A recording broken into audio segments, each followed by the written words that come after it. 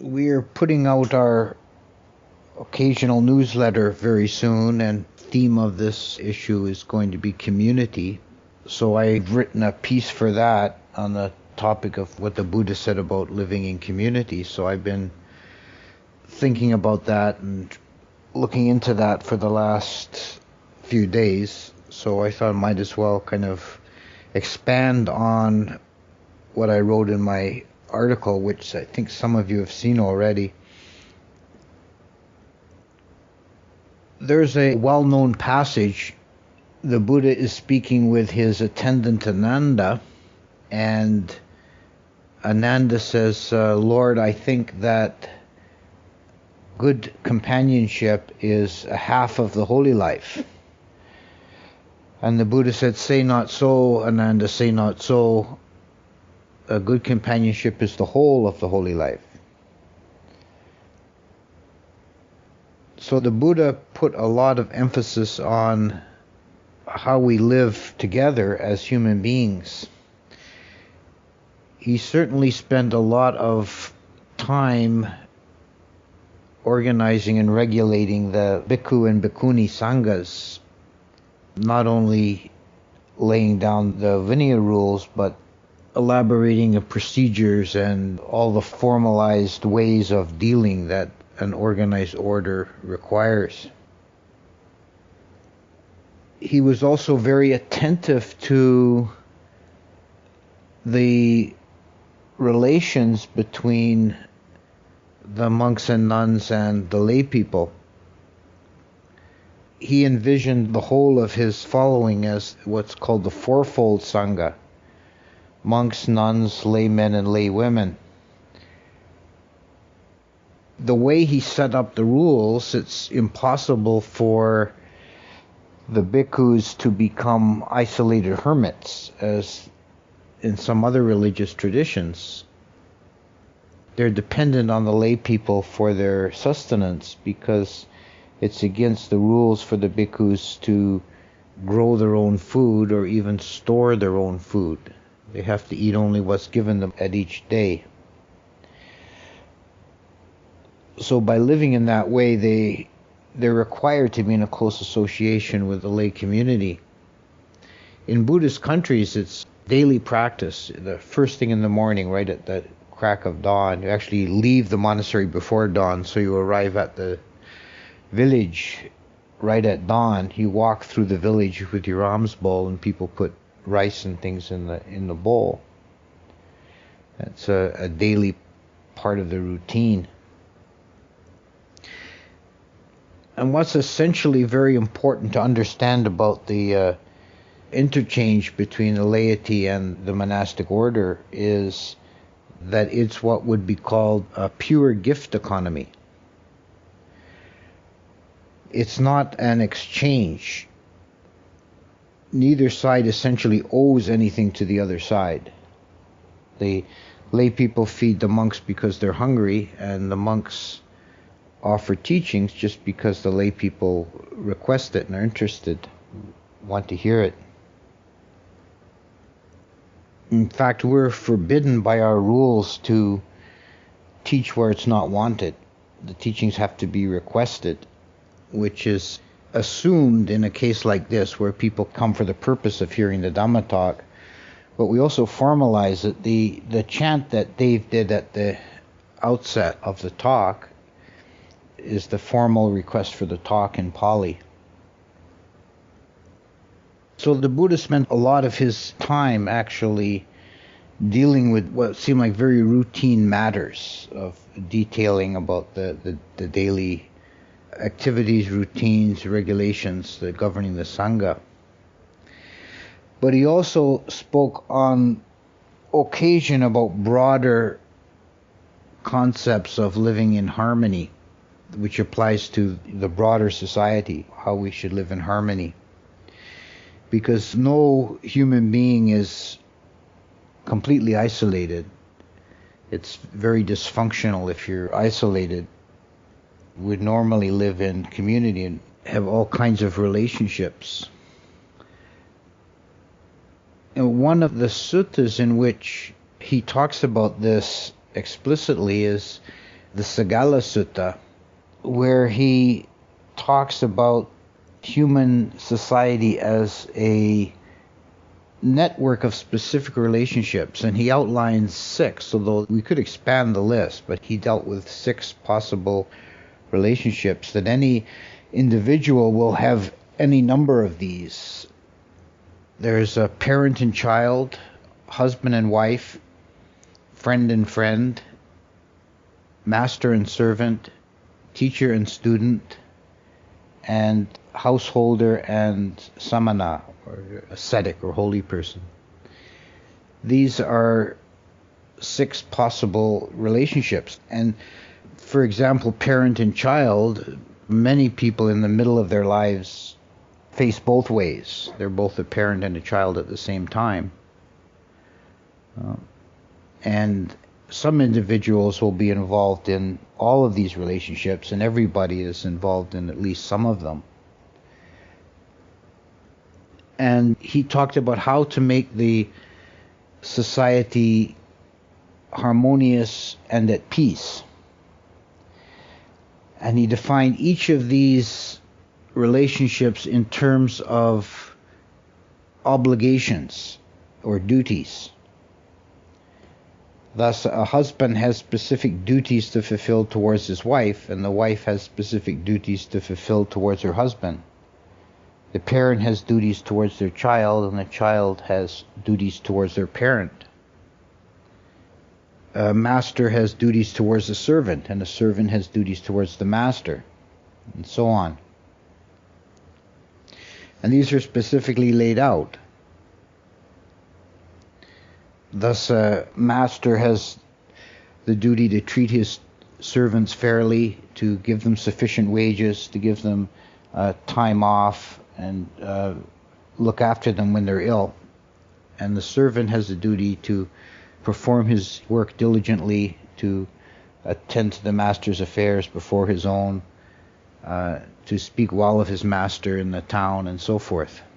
And each of these pairs is defined in a similar way, that there's mutually beneficial obligations on either side. First of all, to take this view of community as defined by a fulfillment of specific duties, we take that vision in the historical context, what the Buddha was dealing with, and which he critiqued elsewhere in various ways, was the Indian caste system. The society of India was based on rigid caste definitions. You were born into a specific caste, and your life was defined by prescriptions and rules based on your station as either a Brahmin, a Kshatriya, a Vasa, or a Sudra, which roughly are priests, warriors, merchants, and workers. It seems that the Buddha was not a supporter of this system, although he wasn't a social crusader. He didn't work to overthrow it, but he did criticize it, its rigidities, and he ignored it in terms of his own order. Once you ordained as a bhikkhu, your caste was forgotten. No. The hierarchy in the bhikkhu's order is entirely based on seniority. And there's one story about some of the noblemen of the Sakya tribe that came to ordain. There's, I forget how many, 3 or 4 of them, all kinsmen of the Buddha. They came to ordain, and they brought their barber along to shave their heads before they started. And a barber is a low caste position. It's pretty well at the bottom of the caste structure. And the barber decided he wanted to ordain as well. And when the Buddha ordained them, he ordained the barber first, so that he would be senior to the nobles in the future. They would have to defer to him. So the Buddha was making a clear distinction in his view of how society should be organized in this sutta from the caste system, But we should also, looking forward, realize that this vision is quite different from the modern Western liberal way of looking at things. Our societies in modern times tend to put a lot of emphasis on rights. You have specific rights, which is a very individualist way of thinking about our relationships. This is quite different from thinking in terms of duties. The Buddha didn't say anything about the rights of a master or the rights of a servant or the rights of a husband, the rights of a wife. He spoke about the obligations or duties that these social roles are required to fulfill. So it's a very selfless kind of way of looking at our relationships. We're all in a network, a web of these different relationships, and we deal with different people as different nodes in this relationship. And if we're thinking in terms of what can I get out of it, what are my rights in this relationship, then it becomes a very selfish and a prickly sort of relationship. But if you think, what are my duties here? What do I need to do to fulfill my obligations in this arrangement? And if everyone were doing that, it would be peaceful and harmonious. So we see here the Buddha's vision of community is to be clearly distinguished from his contemporaries, but it's also not the same as how modern people generally think. A general principle here that's very important when considering the Buddha's teachings and reading the suttas is something I think that is often overlooked, is to put things into the historical context and not superimpose modern ideas and values onto the Buddha's teachings. Not to be anachronistic about it. So far, this Sagala Sutta, speaking about what we would call civil society, there's no mention here of king and subject, for example. But there are a few suttas where it crosses into the teachings, the Buddha talks about crosses into what we would think of as the political realm. To begin with, in the Aganya Sutta, which also involves a critique of the caste system, this is the Sutta of origins, of how this world system and this human race came into existence. And for the human race, it's basically a story of devolution from a godlike state of Abhasara jhana beings, Brahma beings, becoming entangled in the sensual realm and gradually over many eons descending into coarser and coarser forms until, we get the sorry sort of specimens that are walking around today. And at one point he talks about the origin of kingship. And that began with a decline in morality, that people all had their own garden plots. They were growing their rice and other things. And then some people thought, some individuals of a low moral nature thought, why should I bother tilling the ground and growing rice? I'll just steal it from other people.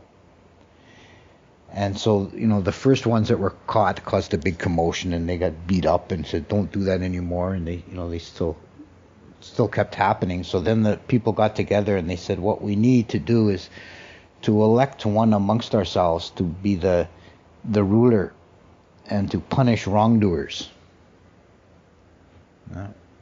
And they elected one, given the title of Mahasamata, the great elect, and he was the first king, and all the kings of India traced their lineage back to Mahasamata. what's important about this is, again, first of all, it's a critique of the Brahmanical view, which was that the kings were originally chosen by Brahma.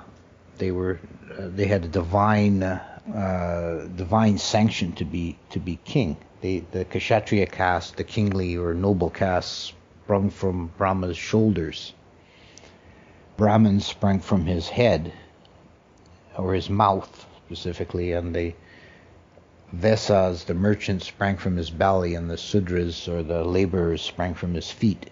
That was the Brahmanical view, which the Buddha criticized and made fun of, actually. He said that at one point, in the same sutta, actually, at the beginning, he's critiquing this Brahmanical view, and he says, he's talking to a Brahmin. He says, "You Brahmins claim you sprung from Brahma's mouth, but I know for a fact that Brahmin women give birth and give suck just like other women. So, this can't be the case." So what the Buddha speaks of in the Aganya Sutta as a alternate origin for institution of kingship was what in modern political theory they call social contract theory, that people got together out of a necessity and decide, okay, we're going to make this guy king, and give him a stick and he beats up on the bad guys. And one thing to note here is that the kingship was seen as a necessary evil. As long as people lived in a city of pure morality, there was no need for a state. But when they started transgressing, then something had to be done to deal with it. And the king had the right of punishment, to punish the wrongdoers. And he had a stick, the danda. The word danda means stick, and it also means punishment. And this is actually the origin of the scepter. And throughout history, we have, the Canadian Parliament is only in session when the scepter, the mace, is on the table, and it's considered in session. This is the symbol of the state's authority to punish, the holding of the stick. In another sutta, the Buddha is thinking to himself, is asking himself a question. He says, is it possible for a king to rule righteously without killing and causing destruction?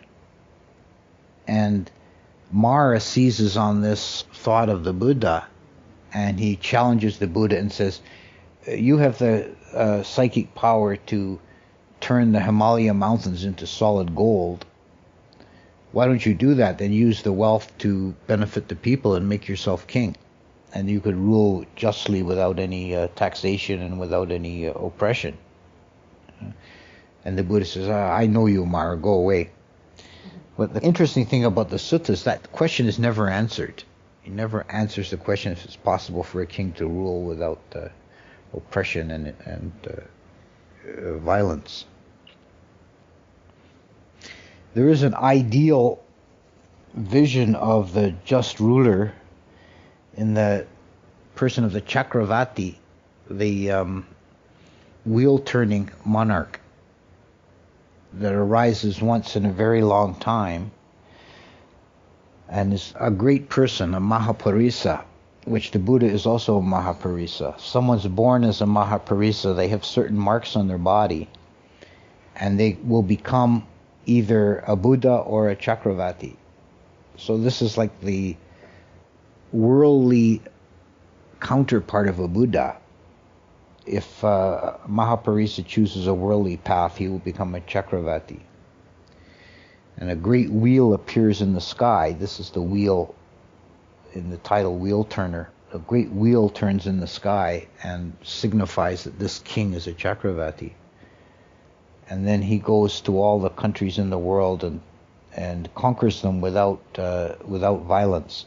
He comes with his army and this gigantic wheel floating in the sky, and the other kings submit to him. They see the sign of the Chakravarti and submit to him. And he rules justly. And again, there's an element of a fanciful kind of economics involved. because during his travels, which he flies in the air by the power of the wheel, he flies through the air with his army and his court from place to place. And as they cross the ocean, the wheel dives into the sea and cleaves it like separates the walls of the sea. So they follow down into the sea, and at the bottom of the sea they find masses of jewels and gold, and they scoop it all up, and that's how he uses to finance his kingdom.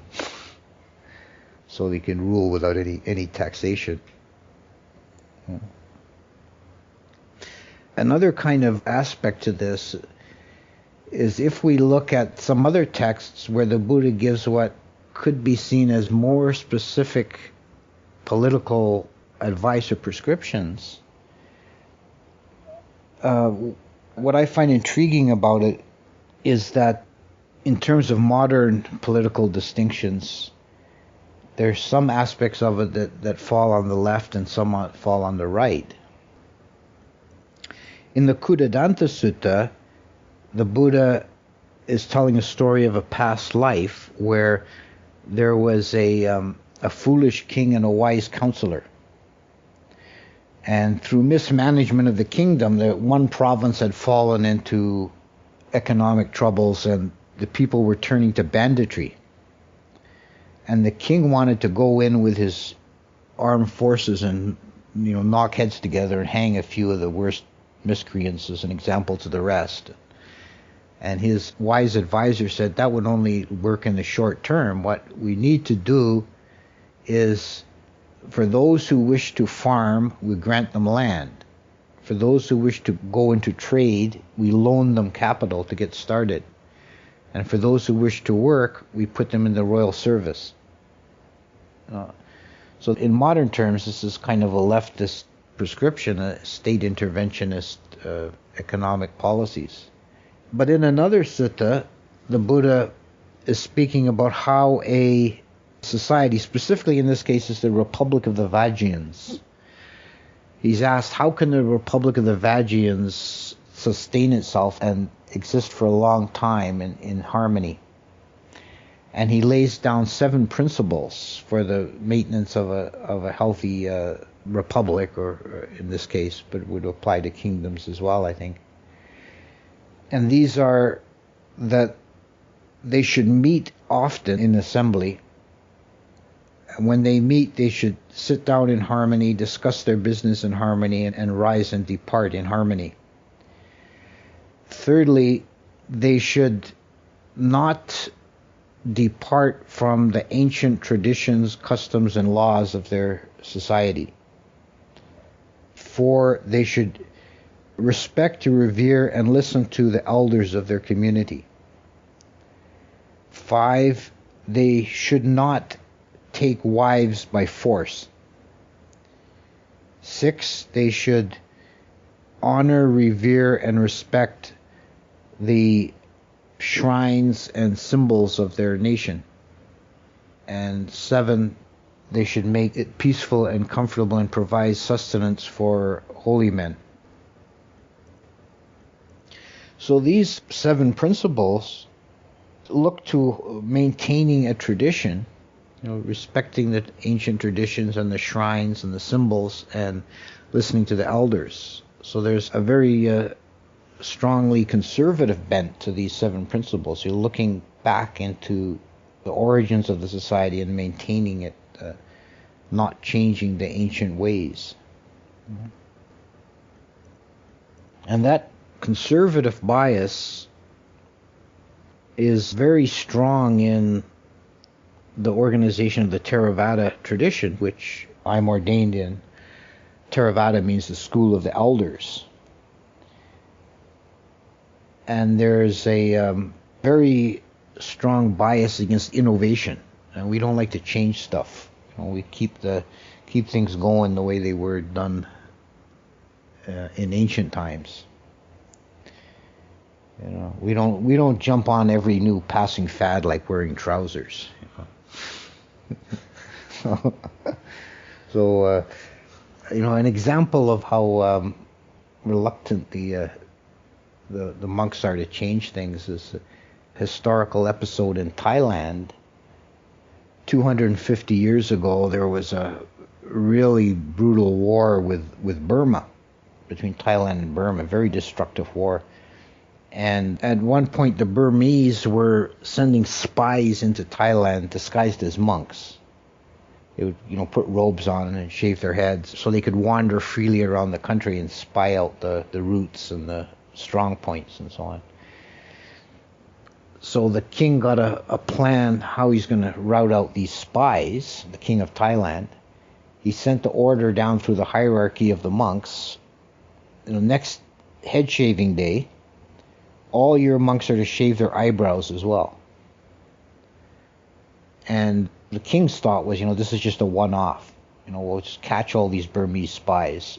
They'll be the ones walking around with eyebrows after head shaving day, and they'll be done in, and that's it. But the order was never rescinded. So the monks in Thailand to this day still shave their eyebrows. Because, they haven't been told not to. And I think this is a strength of our tradition that we've kept alive for 2,500 years. We're not a flash in the pan, I think the Theravada order is actually, I believe it to be the oldest institution on the planet. There are a couple of religions that are older, but they don't have organized forms, like as a continuous organizational structure. I can't think of another exception, of any organized body, society that's older than the Theravada order. So in general, just to conclude, to sum up, I think the important point about living in harmoniously in community is to take that advice from the Sagala Sutta and think about what you can do in each of your relationships. What is your obligation? What is your duty in this relationship to keep the network harmonious and at peace? And if you're thinking in that way, not only will your relationships be harmonious, but I would think you'd generally be happier.